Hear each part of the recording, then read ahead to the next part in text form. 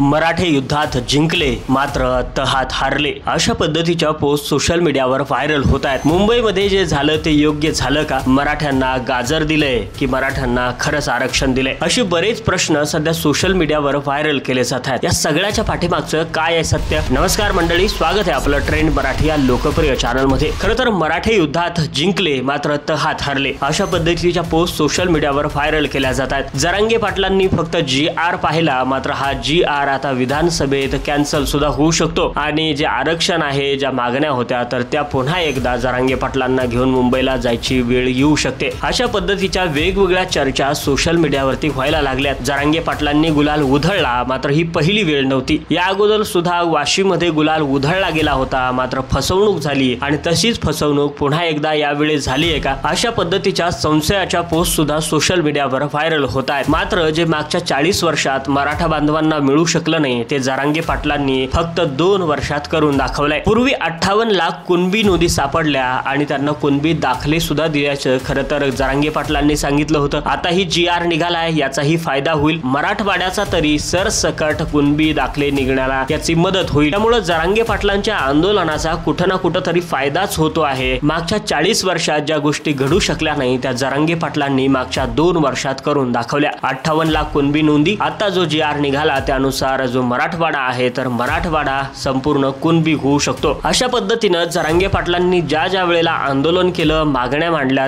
त्या वेळेला जरांगे पाटलांच्या आंदोलनाचा मराठा बांधवांना फायदा झाल्याचं पाहायला मिळतो आहे। आणि जर का पुन्हा एकदा फसवणूक झाली तर जरांगे पाटील मात्र आता सोडणार नाहीत। वाशीमध्ये मागच्या वेळेस फसवणूक झाली होती आणि आता जर या GRच्या माध्यमातून जरांगे पाटील मराठा बांधवांची फसवणूक झाली तर जरांगे पाटलांसारखा एक सच्चा लढाऊ नेता पुन्हा एकदा मुंबईला जाऊन आरक्षणाची मागणी केल्या वाचून राहणार नाही। ही लढाई मराठ्यांच्या रक्तात आहे। मधल्या काळात त्या मराठ्यांना सेनापती इमानदार मिळत नव्हता, मात्र ही अडचण आता दूर झाली आहे। मराठ्यांचा जो सेनापती आहे, अर्थात संघर्ष योद्धा जरांगे पाटील, हा आता प्रामाणिक मिळाल्याची भावना मराठा बांधवांमध्ये पाहायला मिळते आहे। त्यामुळे जरांगे पाटील म्हणतील तेव्हा, जरांगे पाटील हाक देतील तेव्हा मराठा बांधव त्यांच्या पाठीशी उभा राहील, यात तीळ मात्र शंका नाही। GR बाबत बऱ्याच शंका कुशंका नक्कीच आहेत, पण फसवणूक झालीच तर मुंबई आहे तिथंच आहे। पाटीलही लगेच म्हातारे होणार नाही, काळजी नसावी। टप्प्याटप्प्यानं तर टप्प्याटप्प्यानं मात्र हे आरक्षण जरांगे पाटलांच्या माध्यमातून मराठा बांधवांना मिळणार। जे मागच्या 40 वर्षात होऊ शकलं नाही, ते 2 वर्षात जरांगे पाटलांनी करून दाखवलं। 58 लाख कुणबी नोंदी